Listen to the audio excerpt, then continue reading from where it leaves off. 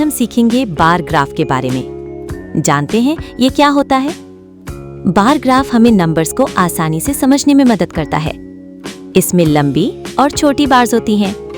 लंबी बार का मतलब होता है ज्यादा और छोटी बार का मतलब होता है कम। जैसे अगर हम अपने पसंदीदा फलों को देखें तो जिस फल के सामने लंबी बार होगी मतलब वो ज्यादा लोगों को पसंद है, और जिसके सामने छोटी बार होगी मतलब वो कम लोगों को पसंद है। इसी तरह हम अपने खिलौनों, मौसम और आइसक्रीम फ्लेवर्स के बारे में भी जान सकते हैं। तो क्या आप इस मजेदार चीज को सीखने के लिए तैयार हैं? तो चलिए अब हम एक फ्रूट्स का बार ग्राफ बनाते हैं। स्क्रीन पर आपको मजेदार फल नजर आ रहे होंगे, जैसे सेब, केले और आम। अब हम एक एक करके फलों पर क्लिक करेंगे और देखेंगे कि बार ग्राफ कैसे बदलता है।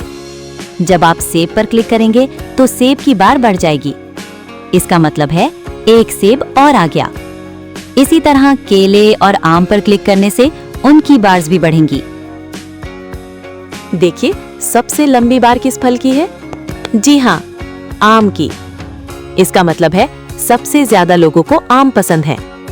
और सबसे छोटी बार केले की है, यानी केले कम लोगों को पसंद है। इस तरह हम बार ग्राफ से आसानी से पता लगा सकते हैं कि क्या चीज ज्यादा है और क्या कम है। ना ये मजेदार? अच्छा बच्चों, अब एक सवाल है।